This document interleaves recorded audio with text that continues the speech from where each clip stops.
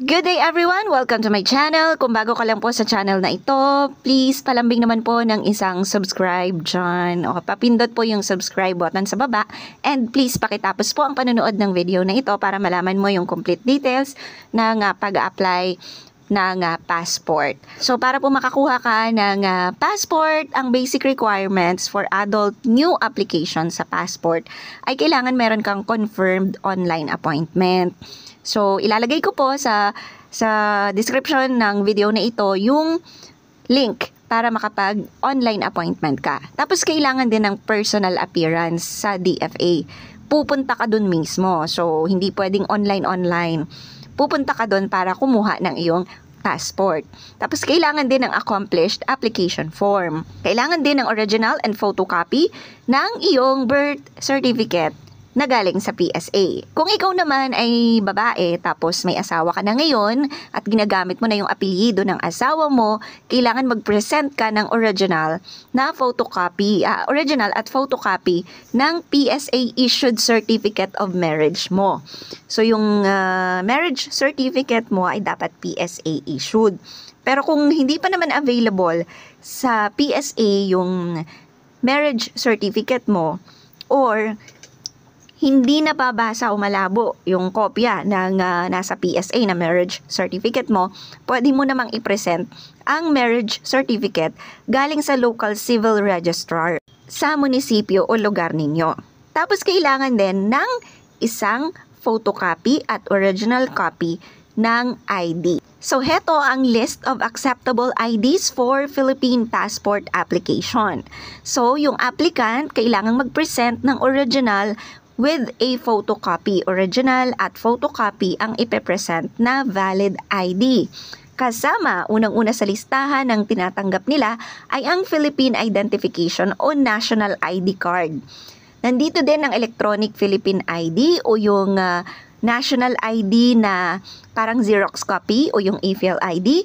Digital National ID, kailangan ay yung downloaded at saka printed copy. Yes, pinapayagan ng DFA na i-print mo yung digital national ID mo na dinownload mo mula sa national-id.gov.ph o mula sa eGov.ph.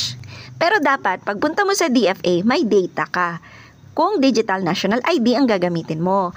Bubuksan mo ang eGov.ph app o national-id.gov.ph sa DFA para ipakita mo na ikaw talaga yung may-ari ng digital national ID. Kung wala ka namang national ID, ano ba yung pwede mong gamitin sa pagkuha ng passport? Pwede ang SSS ID or SSS card, GSIS card, UMID card, LTO driver's license. Pwede rin yung student permit na mula sa LTO pero dapat naka-card format siya.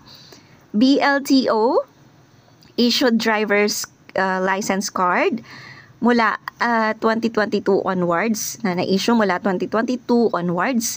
Tapos PRC ID, OWA e-card, Voters ID kung meron kang Voters ID, o kaya naman Voter Certificate issued from COMELEC Main Office in Intramuros, Manila. I'm not sure kung tinatanggap nila yung galing sa local na COMELEC kasi nakalagay dito COMELEC Main Office na issued na voter certificate. Pero try nyo na rin. Philippine National Police o PNP permit to carry firearms outside residence, senior citizen ID, and postal ID na in-issue noong November 2016 hanggang September 2023. Yan ay valid. Seafarer's book. Tapos, yung passport mo, lumang copy ng iyong passport, valid or latest passport para sa mga magre-renew ng passport, school ID para sa mga minor, kung may school ID na yung minor na nag-a-apply, and certificate of enrollment with photo ng bata na nag-a-apply, tapos dapat may dry seal din ng school. For adults applicant naman, kailangan ay school ID and certificate of registration.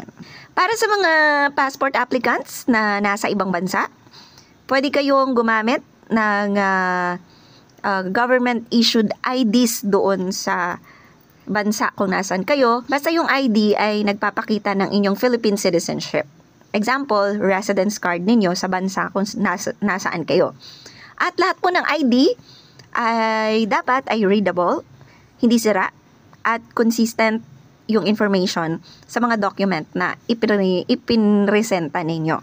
So, dapat pag magkakapareho yung mga pangalan, mga personal information mo sa lahat ng mga dokumento, including sa IDs na ipapresent po. So, yan po ang mga kailangan sa pag-a-apply ng passport, pag-renew ng passport sa Pilipinas. Maraming salamat for watching. Stay safe!